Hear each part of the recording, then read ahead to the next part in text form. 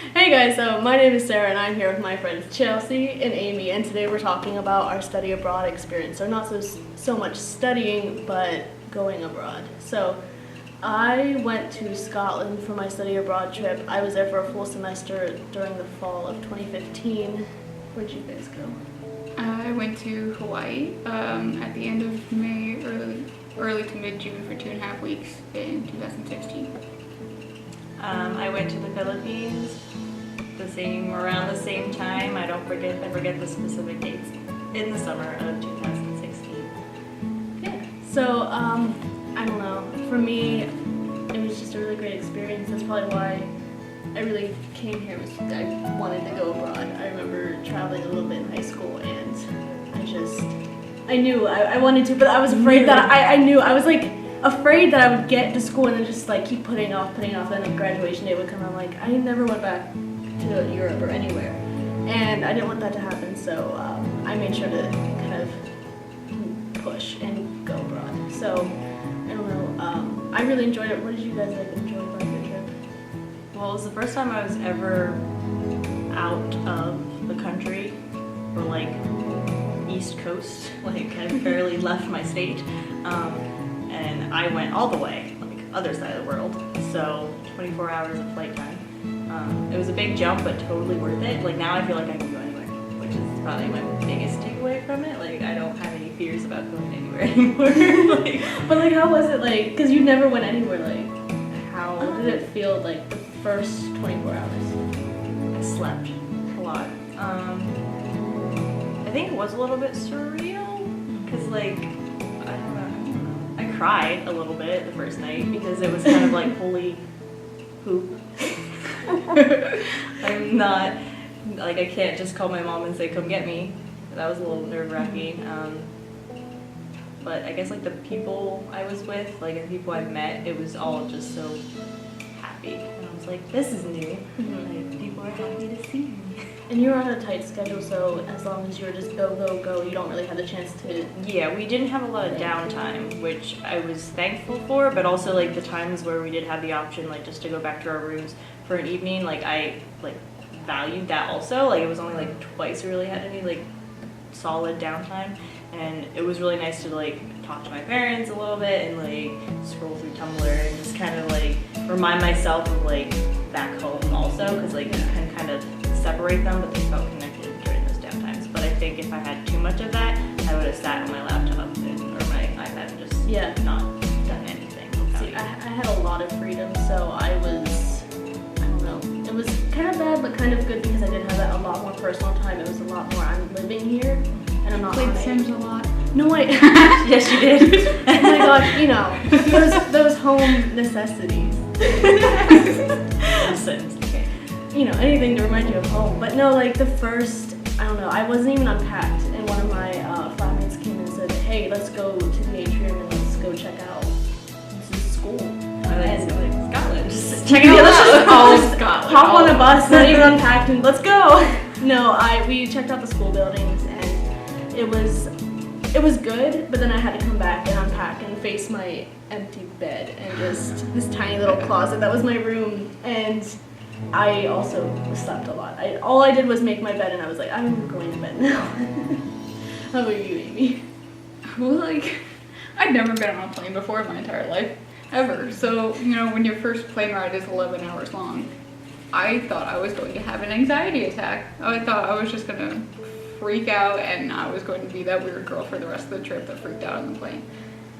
However, we were supposed to be at the airport at like 6:30 in the morning. I didn't go to bed until about 1:30 because I was finishing packing, of course. And so I only got about like 3 hours of sleep.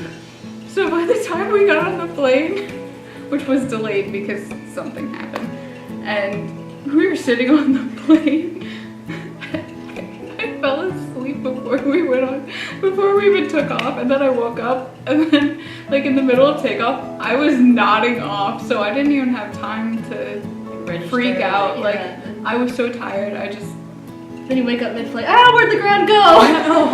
That was the worst part. I couldn't sleep during the flight because I was so uncomfortable, and then I had 2 guys in our group, the twins, were sitting behind me, and they're both over 6 foot, and I was very aware of this, so I didn't want to put my seat back.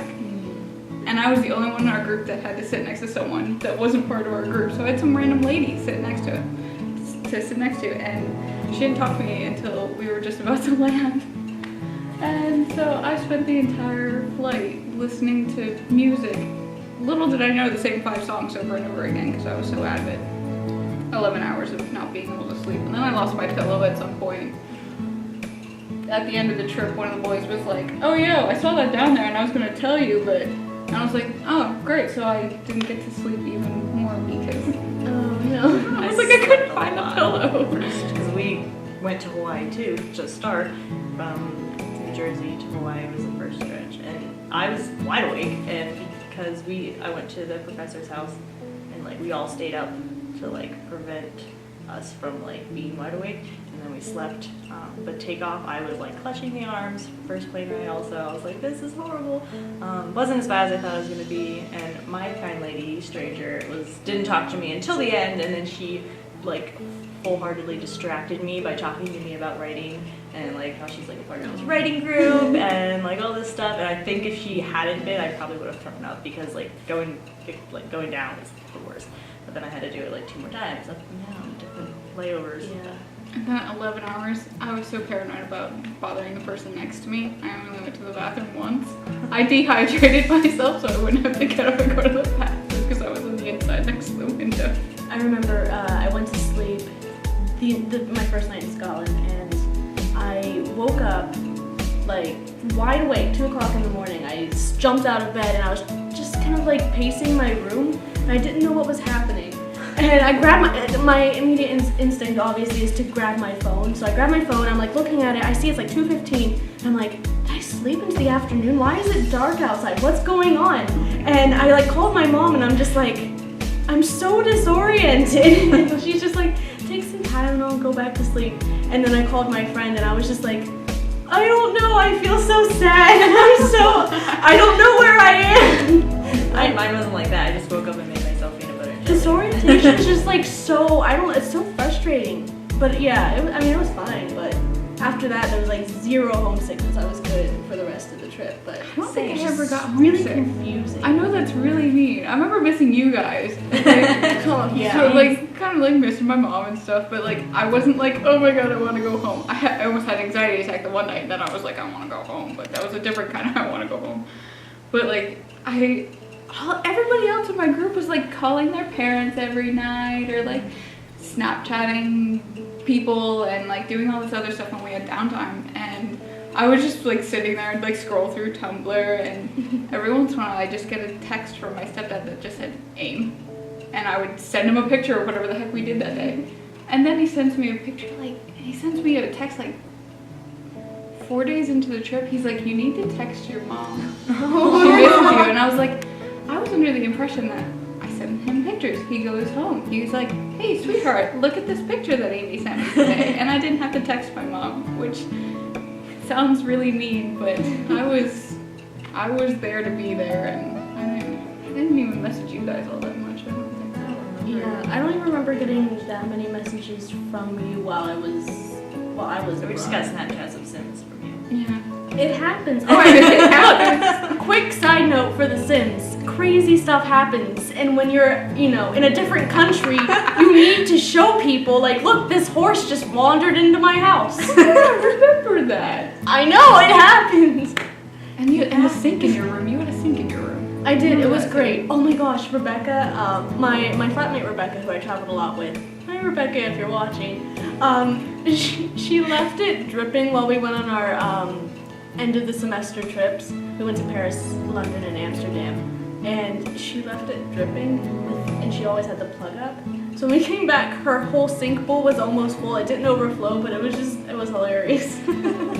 So what would you guys say was like the highlight of your trip? Like the best thing that happened? I've been for 2.5 weeks. Yeah, like a specific. It doesn't have to be a moment, or just something that happened, or what you enjoyed the most. What is I texted my boss and found out that I lost my job on the first day. So Amy! that was very good. That's not the question. But like, Pearl Harbor was good. That was our first day, and it was really cool. I'm a history geek, so I'm a World War II history geek, so it was just really awesome, and we got to meet people that served and were there, and then people that lived. There was a man that lived in the area. We got first-hand accounts, and then we got to see all the different sites and everything. That was really cool. And everyone knows Diamond Head in Hawaii. It was one of the most famous things in there.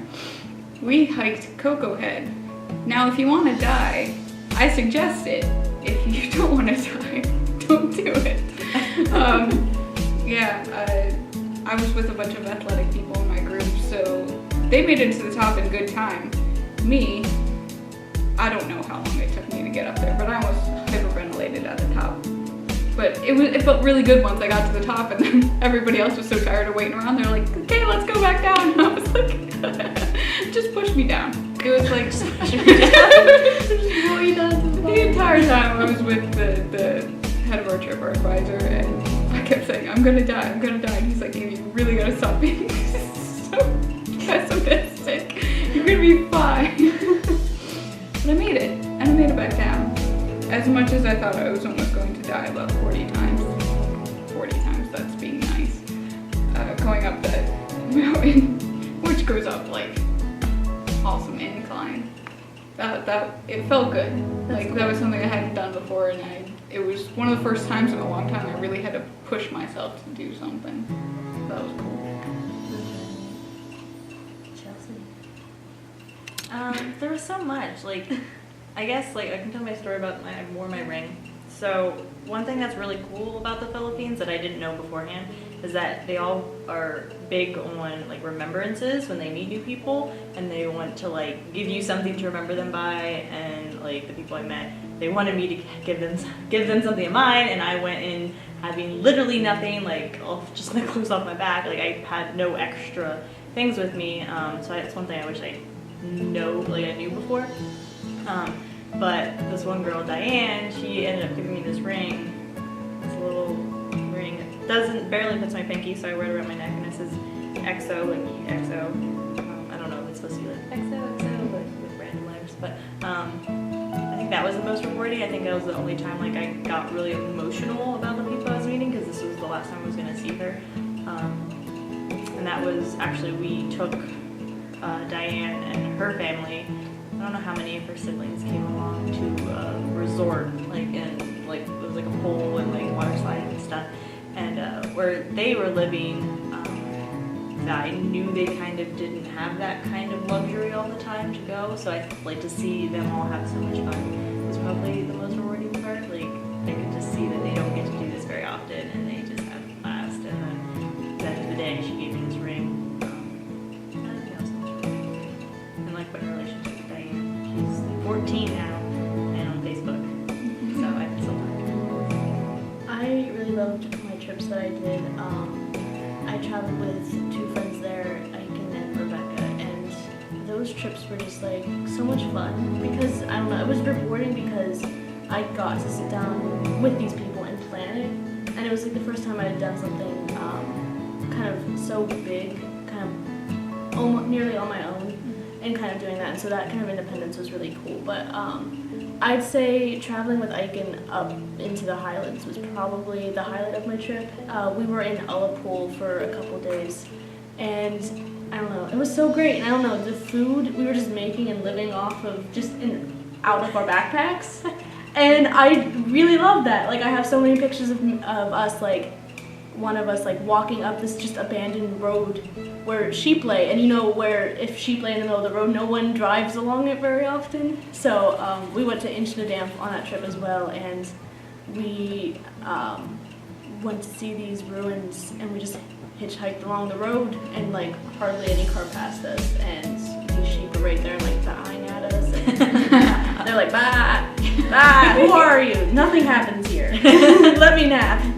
And it was just so nice. We literally sat on at the base of these ruins. It wasn't even a site or anything that you'd have to pay to visit. Just on the side of this lock, and we sat there and ate quesadillas that was made the night before, and you know, passing the salsa back and forth, and we're eating, and we're like, we're here where people were how many years ago, just us eating quesadillas, and I don't know, those moments, those pictures, those are like my favorite. When I was going to this trip, I don't know, I felt like there was a lot of expectation put on me to like, there's so much you have to do, especially because I was taking classes, so I had to balance kind of like classes, traveling, and like personal time, and making friends, and the program, the study abroad program itself is doing all these things, and I was just like, I don't know how to do all this stuff. I've never been really good at juggling literally, but yeah, do you have any regrets looking back on it? I don't know about regrets, but our 2-week trip was very scheduled, and like we had stuff to do. Mm-hmm. But at the same time, like, so ours was service based. So like the first week, we stayed in Letha City, and we helped this family rebuild their home. Like we didn't help actually build it; we just did the grunt work just to help the process move along. So during that, I feel like there was a lot more stuff. Like I wish I would have talked to people more at first, because I was very shy. Like there was like a language barrier, and like I didn't know the language very well. Some of them spoke English very well, but others didn't. And I wish I would have just like gone for it and not been as embarrassed as I was when I first started speaking Tagalog. Like I thought I was gonna fuck it up so much, like that. Sorry. But I wish I would have just talked to like more people and like just not been embarrassed to just go for it and talk to people, because like I spent time with them, but a lot of it was quiet because like neither of us wanted to speak. Yeah, kind of. It's like I felt like when we were doing certain things, the only reason that like I didn't want to do them, or like, well, like surfing, I have no balance whatsoever. And I want to surf. And so I was just like, you know what? You guys can go do that. And like there weren't any waves that day anyway, so it wasn't that big of a deal. But then there were just like certain things that like I think if had no one else been around me, I would have had a lot of fun doing them, like doing like hula stuff. But I was so like self-conscious about it that it didn't really work out. And I was with a bunch of people that I didn't know beforehand, even in my group, like, and surrounded by a bunch of other people that I didn't know, and I didn't want to like mess up their culture in a way that like I didn't want to like do that kind of stuff. Like I was fascinated watching everything happening, and like people would explain things. But I think because I wasn't, and I feel bad about this, is that I wasn't super comfortable with my group and like the people that were in it. So like I wasn't willing to like be like the outgoing one and like be the, you know, one leading the way. I was always at the back of like any group thing that we were doing. The only time I had to go in the front was when our like advisor wanted us to slow down. So they put me in the front because I walk so slow. Everyone stay behind Amy. That's literally what it is. But he wanted us to like, you know, slow down and enjoy it. It wasn't like Right, a finish of to course. the end type of thing. So like when we were hiking places or like, you know, walking wherever, it was, you know, slow down, take everything in, take in the sights, you know, see what is actually around you and not just like head for that, you know, finish line.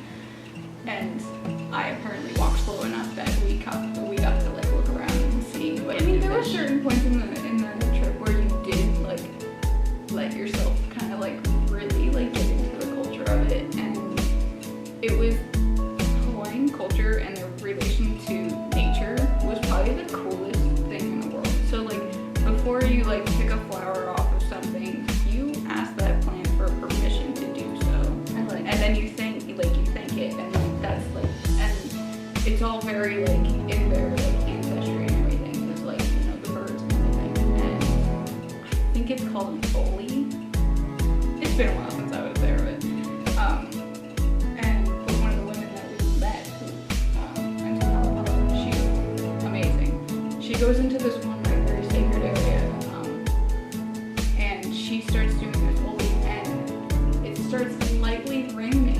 And like there's like birds chirping, and like light rain is supposed to be a sign of like good luck or something like that. And it was like the weirdest thing, and we all just had like this calmness like wash over us. It was a strange experience, but it was so cool. And like and like they have something called ha, which is where you like touch foreheads with someone and you like kind of like breathe in, and it's like it's so, and like when we were saying goodbye to Auntie Pala at the end of the day, she did that, and it was like everything in me just like relaxed. And like, it was the strangest experience. It was so cool. Like I wish like that part of like the culture was more ingrained in like people like in every day, because that connection to nature and connection to each other, it was life changing. I have to admit, it was strange, but it was so cool. See, I feel like I didn't get